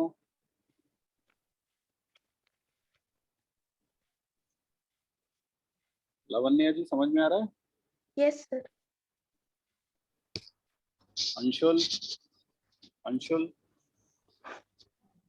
Anuj sorry, Anuj Goyal, yes sir आ रहा है। Rishika, Yes, sir. and Rohit. Is it clear? Yes, sir. Mayank, yes sir. जो भी पढ़ा सब समझ में आया बेटा? हाँ सर। सर कर लिया सॉल्व। हाँ, तो आंसर क्या है बेटा? ट्रू या फॉल्स? फॉल्स। सारे चेक कर लिए तुमने? Yes sir. सर 4 बनेंगे ना केस? देखो क्या करते हैं, m² minus n² is equal to 2002। सही बात है? यस। इससे आप दे सकते 2 × 1001 सब लोग, हाँ या ना? हाँ। तो एक तरीका तो वो है कि हम सारे केस चेक करें, सारे के सारे। ठीक है, तो ये हो गया 2 × 1001। तो यहाँ पर मैं m, यहाँ n, यहाँ m + n और यहाँ m - n लिख लेता हूँ। अब जरा समझना मैं क्या कर रहा हूँ, ट्राई टू अंडरस्टैंड। यहाँ पर हमारे पास ये m, ये m, ये m + n और लास्ट में m - n, और यहाँ पर मैं लिख देता हूँ m² - n²। ठीक है, अब दुनिया का हर नेचुरल नंबर, m और n कैसे नंबर है बताना जरा? m और n कैसे नंबर्स हैं? Natural. Natural number. दुनिया का हर नेचुरल नंबर या तो इवन होगा या फिर ऑड। तो मैं यहाँ पर सारे पॉसिबल केसेस लेता हूँ, even even, even odd, odd even, odd odd, यही हो सकते हैं। ऑड ऑड लास्ट वाला। अब मुझे बताओ m + n कैसा होगा? ऑड। ऑड। m - n कैसा होगा? Odd. Odd minus odd. 2 minute.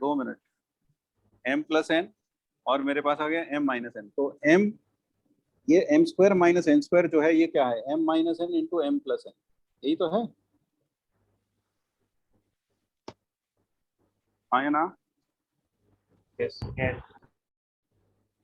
ये लास्ट में बेटा जो m² - n² है वो m - n × m + n ही तो है।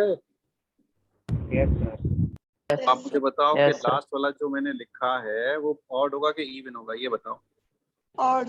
Odd. ऑड होगा, ऑड होगा। चलो अगले वाले में बताओ, इवन वाले में बताओ फटाफट। पहले वाला कैसा होगा? इवन। इवन। ये भी क्या होगा? इवन। Even. और इवन इंटू इवन करेंगे तो क्या मिलेगा? Multiple of 4। Even. Multiple of 4 मिलेगा क्या नहीं मिलेगा? हाँ या ना? Yes sir. अरे दो इवन नंबर को मल्टीप्लाई करोगे तो पहले वाले में भी 2 होगा फैक्टर और दूसरे वाले में भी 2 फैक्टर होगा। जब आपस में मल्टीप्लाई करोगे तो एक फैक्टर क्या बन जाएगा उसका, 4 बन जाएगा कि नहीं बन जाएगा? Yes sir, yes. Yes, sir. तो अच्छा, अब मैं पहले वाले केस की बात करूं, क्या पहले वाला केस से 2002 के बराबर हो सकता है कभी? No sir. क्यों? No, sir. 2002 कैसा नंबर है? इवन। 2002 कैसा नंबर है? इवन। जबकि इस Even. केस में m² माइनस n² कैसा आ रहा है? ऑड। तो ये पॉसिबल Odd. नहीं है। अच्छा, मल्टीपल ऑफ 4 हो सकता है क्या? नहीं। क्यों? No. 2002 में तो सिर्फ कितने का मल्टीपल है? 2 का मल्टीपल है, वो 4 का मल्टीपल है ही नहीं। Is it clear? Yes, sir. Yes. चलो लास्ट वाले में बताओ, अगले वाले में जल्दी से बताओ। Odd plus even is odd. Odd, ये भी ऑड। दोनों को मल्टीप्लाई करेंगे तो ऑड। ऑड, ये भी बर्बाद है। Odd plus odd is odd. Even. Even. Odd minus odd is even. जब दोनों को मल्टीप्लाई करेंगे तो आंसर क्या आएगा? Multiple of even. Multiple of 4 4। ये भी संभव नहीं है, यानी कि ऐसा कोई m और n दुनिया में है ही नहीं नेचुरल नंबर जो इसको सेटिस्फाई कर सके। So therefore the answer is false. समझ में आया क्या ये? Yes sir clear? ये समझ में आया? Yes, sir. और दूसरा तरीका क्या है? आप वो सारे केसेस बना बना के चेक करते रहो, वो भी कर सकते हैं। ठीक है? कैसा नो? यस सर ये बेटर है या नहीं है उससे? Yes, sir. बेटर क्योंकि यहाँ पर आपको सिर्फ 4-5 केस चेक करने पड़े और वो भी सिर्फ इवन, कुछ कैलकुलेशन ही नहीं करनी पड़ी, बस लिखना पड़ा इवन ऑड ऑड। क्लियर हो गया? यस सर सबको समझ में आया? Yes sir Yes, sir. चलो अब ये सबको क्लियर हो गया अच्छे से ना?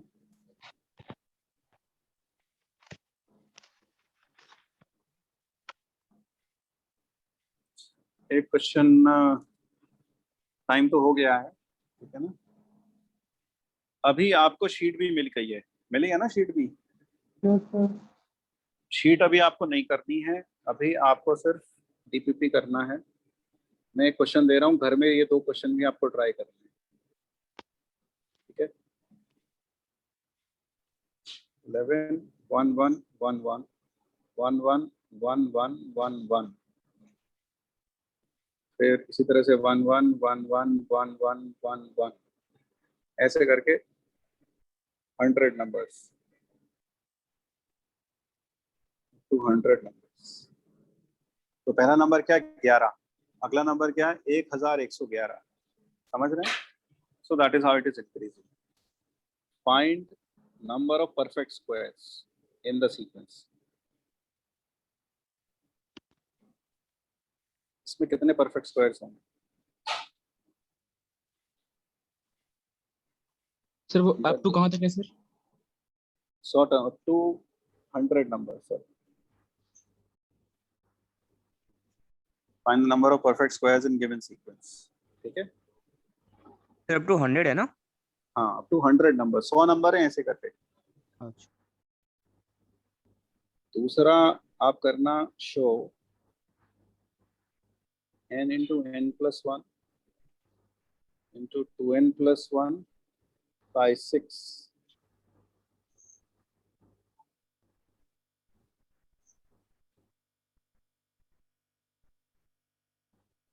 by 6 is a natural number।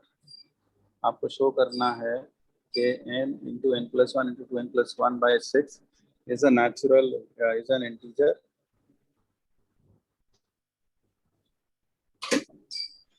for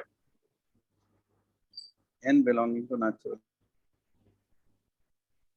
यानी ये हमेशा इंटीजर आएगा, कभी पॉइंट्स में नहीं आएगा इसका आंसर। तो आप इनको कुछ ही पुट कर लो, the answer will always be in points, will not ever be in points. जैसे 1 रखोगे तो देख लो 6 आ जाएगा ऊपर, 6/6 1 आ गया, डेसिमल में आंसर आएंगे। n को 2 रखोगे, 2 + 1 3, 3 2 6, 6 into 5 30, तो आंसर आ गया 5। तो फिर से इंटीजर आया, तो आपको प्रूव करना है ये हर बार इंटीजर आएगा, चाहे इनको कुछ ही रख लेना। ठीक है?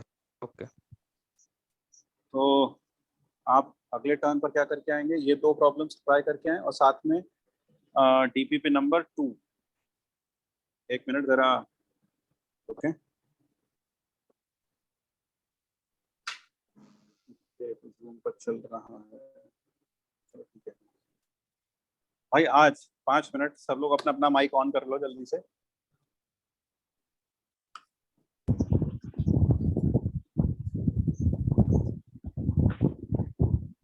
तो क्या आज की क्लास सब लोगों को समझ में आई? अच्छे से बताएं। क्या आप लोग अपना कैमरा भी ऑन कर सकते हैं? सब लोग अपना अपना कैमरा भी ऑन कर लो।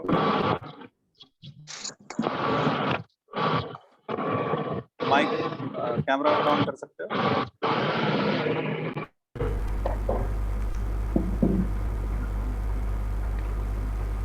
करो यार, कैमरा ऑन करो।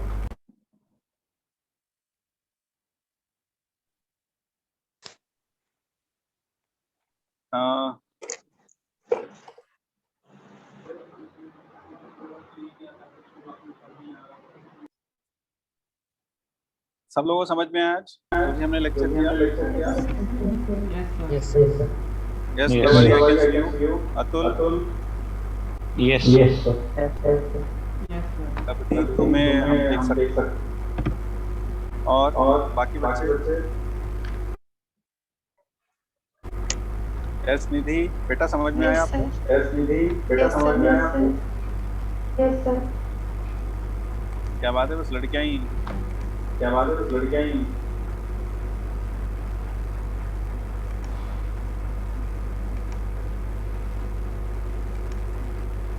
कोई डाउट किसी को भी? कोई डाउट किसी को भी? Most of us. सब अच्छे समझ में गए? और आप एक चीज और, सब अच्छे समझ में गए और आप एक चीज और, अपना माइक ऑफ करो सबके बाद। तो एक चीज और, जब आप क्लास में बैठे हैं तो कॉपी पेन लेकर बैठ रहे हैं डेफिनेटली, और साथ में हर चीज जॉट डाउन कर रहे हैं, ये भी जरूरी है। और अगर कोई क्वेश्चंस कर रहे हैं तो मान लो मैंने एक क्वेश्चन दिया तो आप एक पेंसिल भी रख सकते हैं साथ में, क्लास में, खासकर सिर्फ क्लास में, ताकि जब आप उसे करें और वो गलत हो जाए तो फिर आप उसे फिर बहुत ज़्यादा काटा पिटी ना मचे उसमें। तो बेटर है कि आप उसमें क्लास नोट्स में उसे फिर उसे ठीक करके पेन से उसके ऊपर ही लिख लें, पेंसिल के ऊपर ही लिख लें, अगर करेक्ट सॉल्यूशन आपका नहीं था तो उससे क्या फ़ायदा होगा कि आपकी क्लास को कॉपी नीट एंड क्लीन रहेगी, उसे पढ़ने का भी आपका मन करेगा। ठीक है, तो क्वेश्चंस करें तो बेटर रहेगा पेंसिल से कर लें, किसमें, क्लास नोट्स में, क्लास कॉपी में। बस घर में तो जैसा बताया वैसे ही करना है।